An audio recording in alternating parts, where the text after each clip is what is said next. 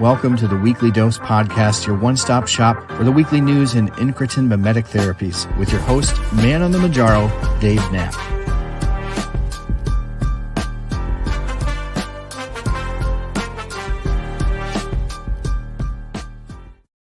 Welcome to the Tuesday, July 16th, 2024 edition of On the Pen, the Weekly Dose Podcast. I'm your host, Dave Knapp, ManOnMounjaro. That's why I'm here. You are on the pen. Wegovy, Saxenda, Victoza, Trulicity, Mounjaro, Ozempic, Zepbound, that pen. That's what we talk about here at On the Pen, the Weekly Dose. We give you the weekly rundown in incretin mimetic therapies, obesity medicine, and I am so excited to bring you a very PBM-heavy episode of On the Pen. But don't worry, it's all positive news when it comes to PBM. Of course, we talk about PBM reform often on this channel. So we'll get into that in just a moment. But before we do, I want to encourage you to give this podcast a 5-star rating and review. It just helps to get more ears on the podcast. If you want to get more eyes on the podcast, of course, you can get the video edition always on YouTube. On the Pen with Dave Knapp is the YouTube channel, and the members get the video a little bit earlier than the rest of the world does. So thank you to those who are members over on the YouTube side, and thank you for those who watch it everywhere and give the podcast a glowing review. We cracked the top 20 again in podcasts for health and medicine in the United States again this past week, thanks to a wonderful interview with Dr. Beverly Chang, a world-renowned obesity medicine specialist, triple board certified in obesity medicine, and absolutely just a wonderful, wonderful conversation with her last week. But let's jump into it. This week we've got, like I said, a ton of news, and the news is largely about PBM reform. So just about any time we talk about PBMs, I get a handful of questions from people just asking, what is a PBM even? So real quick overview of a PBM. It's a pharmacy benefit manager. They're basically the middlemen of the insurance industry. They act as the intermediary between pharmacies and drug manufacturers and health insurance companies. They negotiate the discounts and rebates from manufacturers so that when you wonder why the list price is set so high on a pharmaceutical medication by the big pharmaceutical companies, it's because they have to then negotiate the price that they're actually going to get paid by the PBMs. And of course, that doesn't make the medicine cheaper for you. It makes it cheaper for the PBMs, who then line their pockets with the difference. They control formularies. That's going to be the list of medications that your specific plan provides, right? So we talk a lot about Zepbound being on your formulary or not. That's going to be the list, and that's determined by your PBM. They process the claims. So the actual payment that is facilitated between the insurance company and the pharmacies, they handle that. They establish pharmacy networks. So the pharmacies where you can actually get your prescription filled. And of course, they claim to reduce the cost of drugs and promote accessibility for their members. But of course, we know better. They are very self-serving organizations. The largest three in the country are Express Scripts, owned by Cigna, CVS Caremark, owned by CVS Health, and OptumRx, which is owned by United Health Group. If you remember back a few weeks ago, actually we're going back months ago, on the Change Healthcare hack, where millions and millions of transactions and people's personal data was held ransom. That was OptumRx, CVS Caremark. So when you talk about the conglomeration of all these insurance companies and PBMs, we're talking about our data and sensitive things as well that have not been handled in the best manner. So when we talk about PBM reform, we are talking about increasing accessibility. We're talking about removing the power that the insurance companies have to basically block sick people from the medication that they need, which is practicing medicine. So when I talk about the good news that happened this week, we've got to turn our eyes to the state of Illinois, where Governor J.B. Pritzker signed a new law. Some of it takes effect in 2025 on January 1, and then the rest of it will take effect the following year. But there was some really, really fascinating and I think very impactful pieces of restrictions on PBMs that were passed in this bill. So I want to kind of fly over those real quick, and then what that means to you if you live in the state of Illinois, and what it means to you if you don't live in the state of Illinois, which is going to be most people listening to this podcast. And it does mean something to you if you're outside of the state of Illinois. So one of the big things that it does is it eliminates prior authorizations for psychiatric medication, right? And so when we talk about this psychiatric emergency that has faced this country over the last 10 to 20 years, eliminating that insurance bureaucracy between immediate treatment with medication and sort of the delay that can happen during a prior authorization. Of course, a prior authorization is when an insurance company wants to basically validate your qualification for the medication that your doctor has prescribed.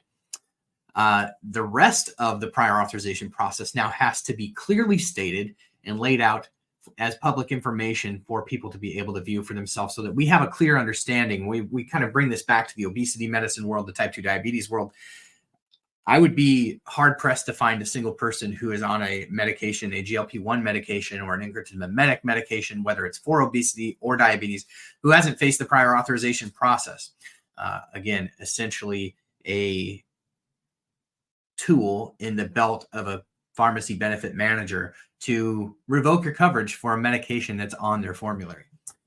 The biggest thing that I think that this bill does is it eliminates step therapy. So let's talk about step therapy for a moment. If you're a type 2 diabetic, this is probably not new information for you, but many people who are on a GLP-1 medication for diabetes had to go through step therapy, meaning the insurance company requires you to fail on a cheaper drug before they will cover the more expensive drug. In many cases for type 2 diabetics, this is metformin. You will be required to use metformin and demonstrate that it did not effectively control your type 2 diabetes before they will allow you a GLP-1 medication like MOUNJARO or Ozempic. So that's what step therapy is, and this bill eliminates it. It says basically if your doctor prescribes a medication and it's on the formulary, it must be covered, because to do so, to stand in the way of that, would be the PBMs or the insurance companies, in some cases both, are acting as medical practitioners at that point, determining for you what medication you should be on. And this one has always been a head scratcher for me, because a doctor ought to be able to make the decision for the patient independent of a insurance company sort of throwing a flag on the field. This bill also grants oversight into the PBM process, requiring them to report in sort of real time what are the doctors that are covered in the network, and then as those doctors may move in and out, they have to report back on that so that they're accurately reporting who patients can go see within that network. They also have to report the rebates and the payments that they receive from drug manufacturers and how they're dispersed in order to put those medications on the formulary. So we'll get more insight into that process to see how much money are these PBMs actually paying for these medications and how much are they pocketing when you go to the pharmacy and fill your prescription. So that's really good news. Again, for the people of the state of Illinois, PBM reform is this is massive news. I can't believe it wasn't covered more widely and broadly by the media. But again, these are some of the largest companies in the world who spend a lot of advertising dollars. And so they spend exactly zero of it here at OnThePen. And so you can get that information here for us. We'll be doing a write-up at onthepen.com this week on this topic as well.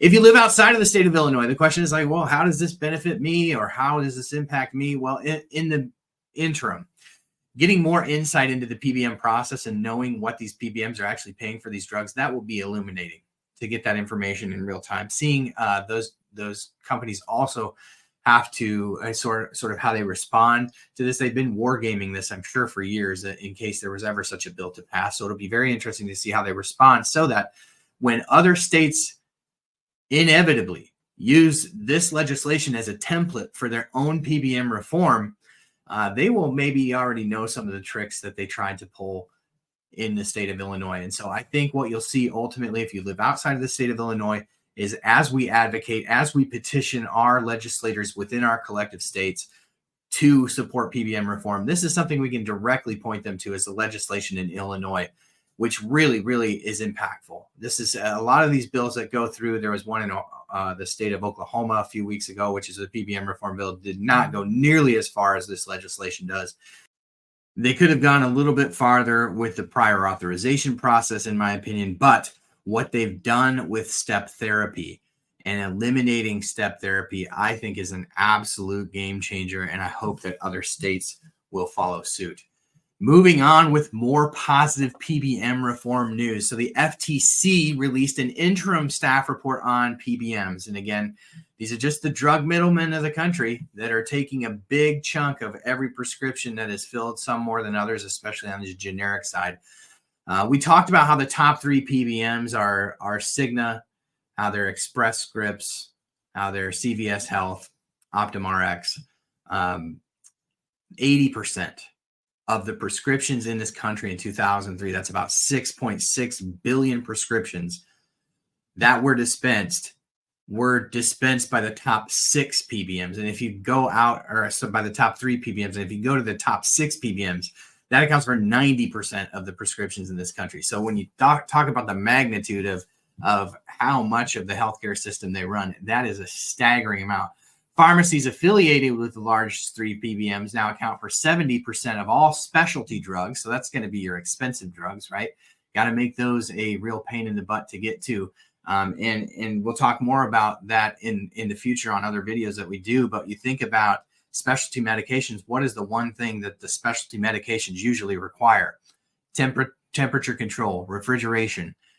In that case, you have not seen, with the rise of the requirements of patients to order from mail order pharmacies, you have not seen great tracking. In other words, if you're taking a $20,000 a month medicine, it's usually coming with a 30-cent ice pack and nothing to tell you how the temperature fared of that medication in 90-degree heat and in 120 degree truck and 120 degree mailbox.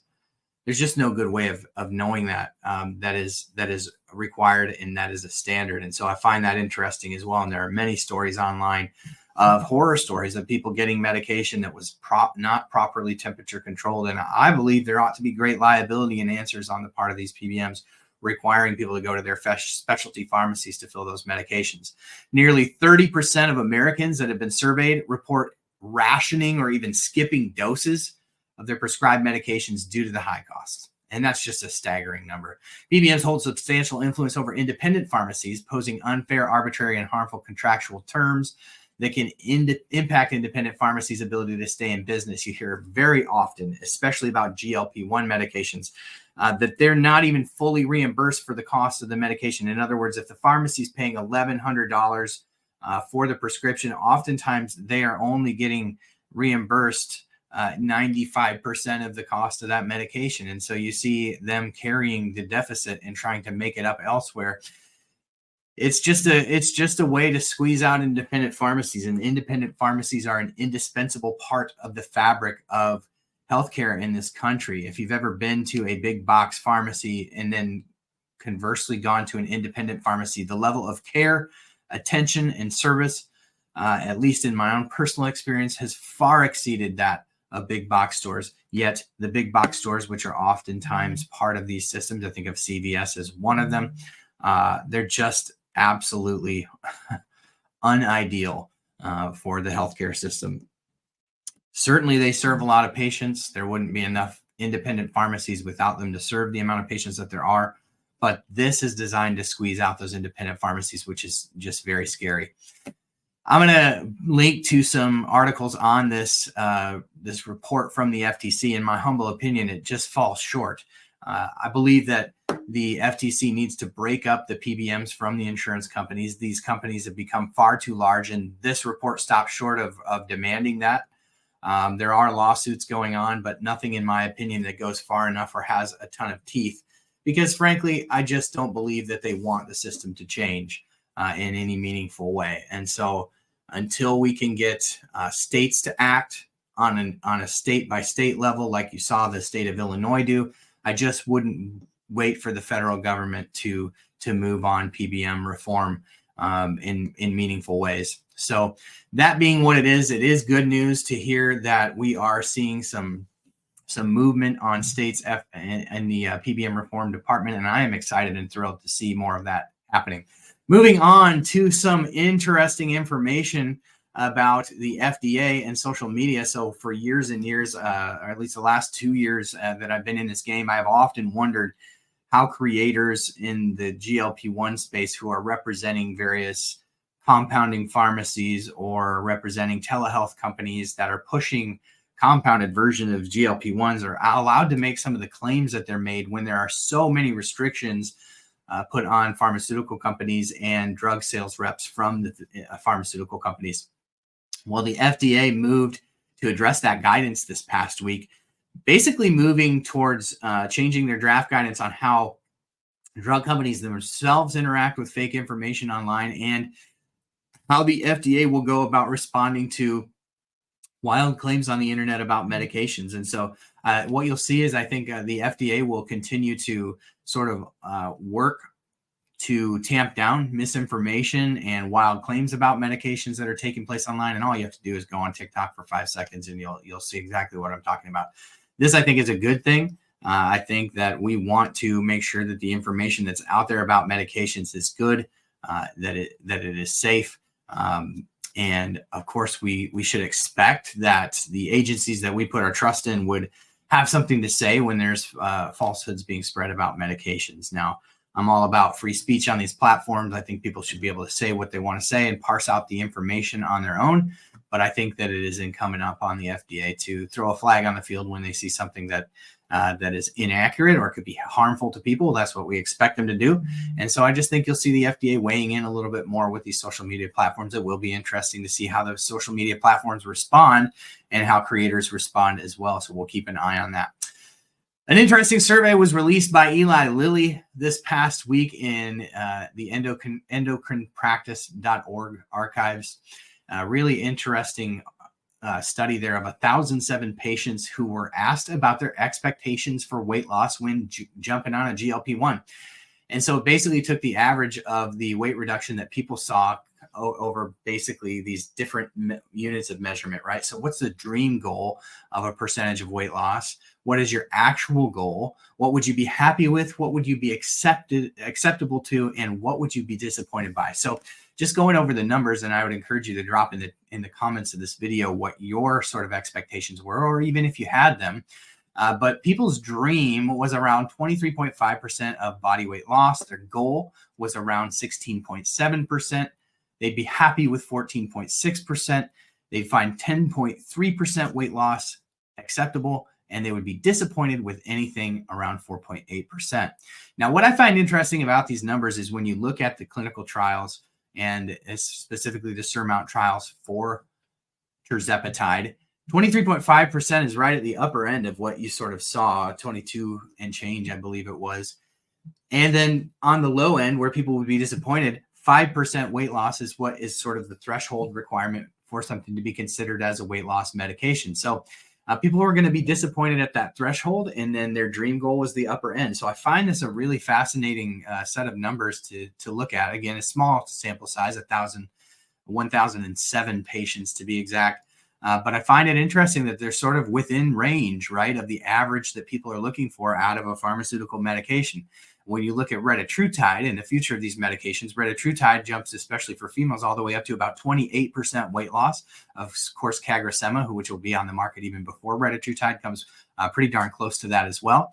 And of course, both meet and exceed the 5% weight loss. Everybody who took retatrutide in the earlier stage trials, every single person, 100% of people lost at least 5%. So the future is bright when it comes to these medications, because when you match that to what people's expectations are on average, they're doing pretty darn well. So that's an exciting thing to look at. Novo Nordisk. This is some quick news, and then we'll save the rest for next week. But Novo Nordisk has reportedly spent $42 million showing the Wegovy ad in the United States, which is the highest amount spent by any TV advertisers on a single ad. Of course, you've all seen my remake of this commercial over on this various social media platforms. If you're not following me, you should be. Though, and I believe my commercial was a little bit more accurate to the reality on the ground of those using these medications. Thanks for joining me this week. Thank you. Hat tip to Clark Kent, our producer of this podcast, who helps put together all the information for the show. We appreciate you, Clark. Thank you for joining me on this week's edition of On the Pen, the Weekly Dose. A really great show coming up this Thursday night on the Pen. Of course, that's our live show over on YouTube, where we will have Dr. Weiner, a world-renowned obesity surgeon out of Arizona area. Of course, I was on their Pound of Cure podcast, which will be airing soon. And they're going to come over and join us for On the Pen Live this week. Can't wait to do that. Can't wait to see you again. Until next week, we will see you on the Pen. Have a great week, everyone. Thanks for being here. Bye.